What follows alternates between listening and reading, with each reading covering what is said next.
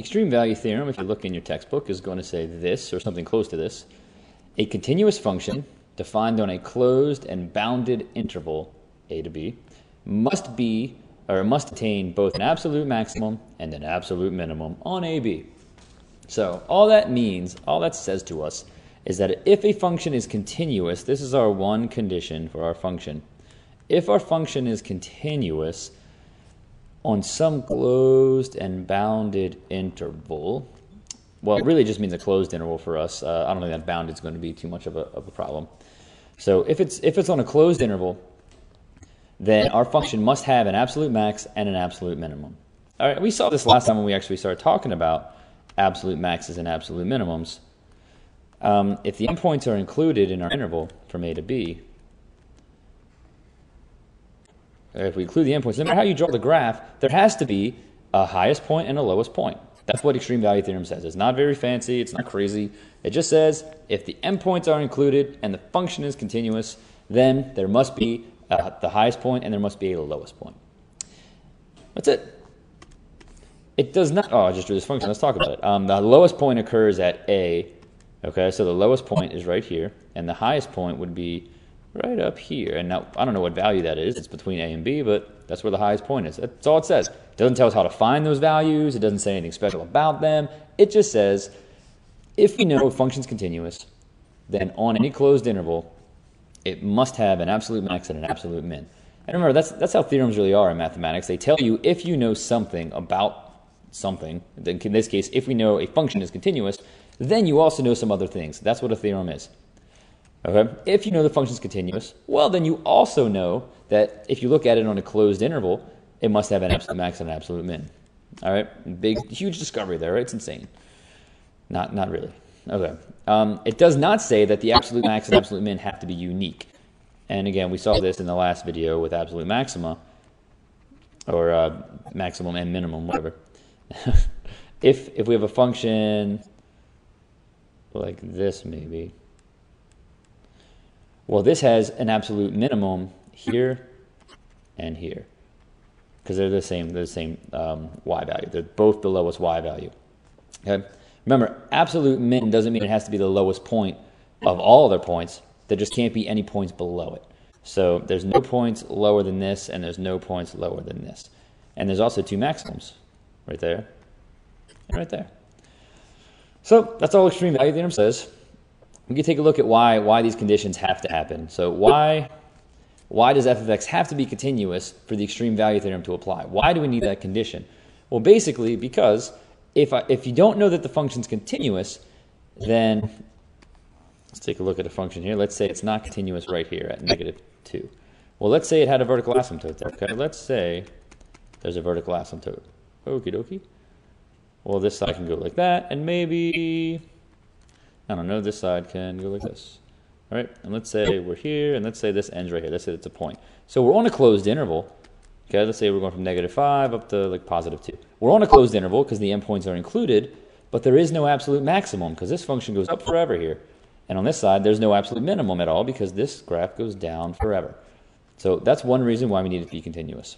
Another example of if a function is not continuous, how extreme value theorem fails, is if you just have open circles. So the interval can be closed. We can go from -2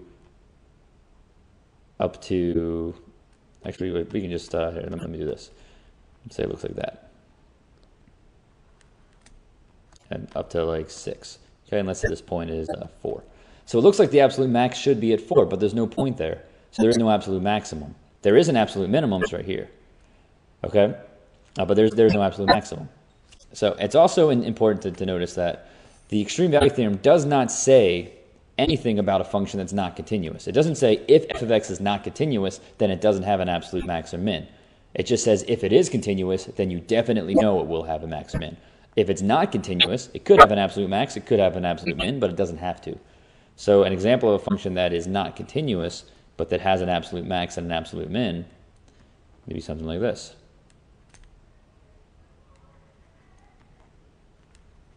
All right, this graph is not continuous. However, -1, we'll call this 6. This looks like it's about 3.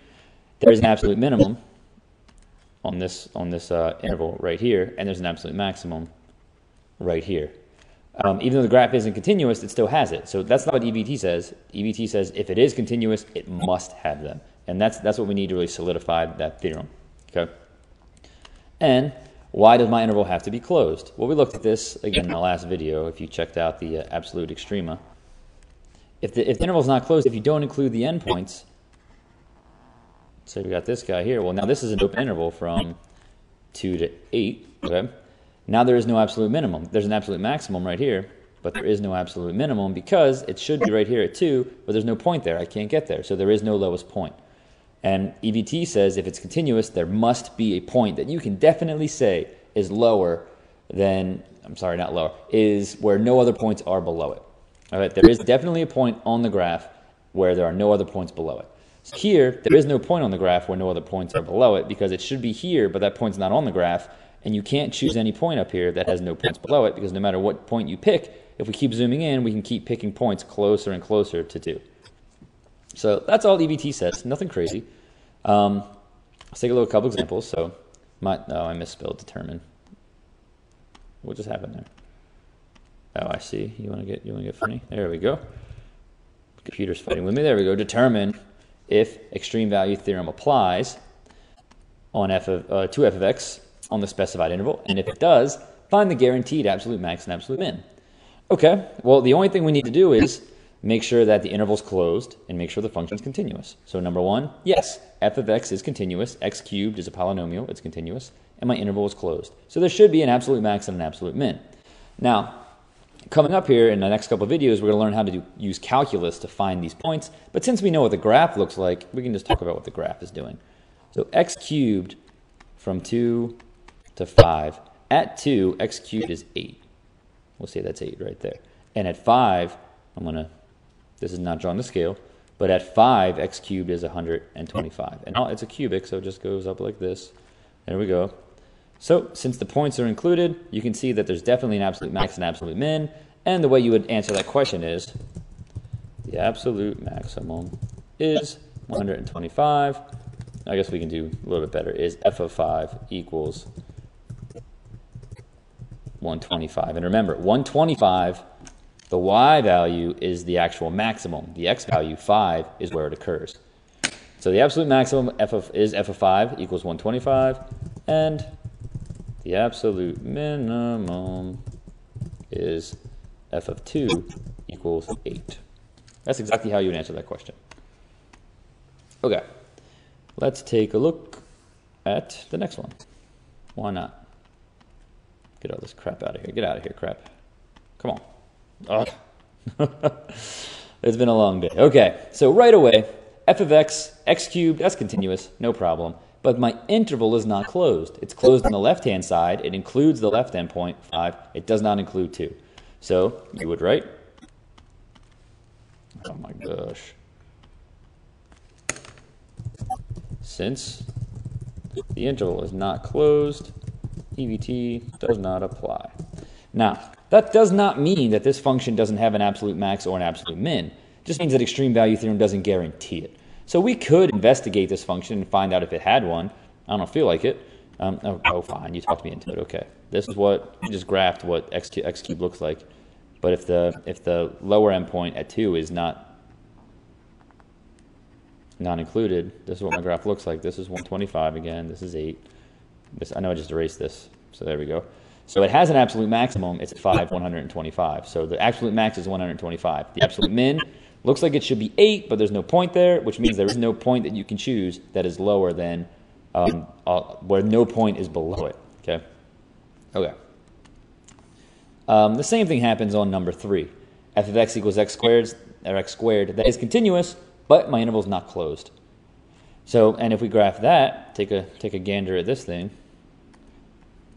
X squared looks like this from 1 to 2. So this is 2, this is 1, and this y value here would be 4. Well, this graph, even though extreme value theorem does not apply, it has an absolute minimum at 0, 0, okay, and it has an absolute max at 2, 4. But EBT just doesn't guarantee it to happen. And maybe you're thinking, well, who cares? You can just graph it and see. All right, well, we're going to start looking at some scary functions where graphing is a little bit more difficult, so we're going to use calculus To not have to worry about what the graph looks like, we're just going to investigate this thing with calculus and find out what the absolute max and absolute min are. So that's coming up. We can't talk about it yet because we haven't learned a few things. So let's just finish these. We'll do graphically for right now. This is just so you understand the concept. So number 4, 1 over x on negative 1 to 1. Well, negative 1 to 1 is a closed interval, but 1 over x is discontinuous at 0, and 0 is right in the middle of that interval. So you would write, since f of x is discontinuous at x equals 0, EBT does not apply on that interval, negative 1 to 1, because 0 is on that interval. That's it. Since f of x is discontinuous at 0, EBT does not apply. Okay, that was number 4. Number 5, f of x equals 1 over x on 1 to 3. Well, this one's a little interesting. Not really. You probably know it's not interesting at all. That's probably what you're thinking, I mean. So I think it's interesting because 1 over x is discontinuous at 0, but 0 is not on this interval. So EBT might apply, right? But oh no, our interval is not closed. Our interval is open. We're not including the endpoints, so EBT does not apply for that reason. And number 6, we're looking at 1 over x on 1 to 3. Well, even though 1 over x is discontinuous at 0, 0 is not on this interval. 0 is not between 1 and 3, so EBT can be applied. Okay, our function doesn't have to be continuous everywhere. It has to be continuous on the interval. So let's take a look at what 1 over x looks like from 1 to 3. This is my interpretation of what 1 over x looks like. At 1, y is 1, because if you plug 1 in there, you get 1 over 1, which is 1. And at 3, you get 1/3. So, because we're including the endpoints, and because this thing is continuous on this interval, there must be, let's erase the rest of this graph. We don't want to look at all that. We just want this part. There must be an absolute max and an absolute minimum. And you can see, just by inspecting this graph, the absolute maximum, so we write the absolute, why does this thing keep popping up? Get out of here. Ugh. There we go. Let's make this a little bigger too. I'm typing so small. Let's get some big letters in here. Oh yeah, look at that. The absolute maximum, if I could type, is f of 1 equals 1, and the absolute minimum is f of 3 equals 1/3. Easy enough. In the next couple of videos, I'm going to show you how to do this with calculus so you don't have to worry about what the graph looks like in case you get a really scary looking function.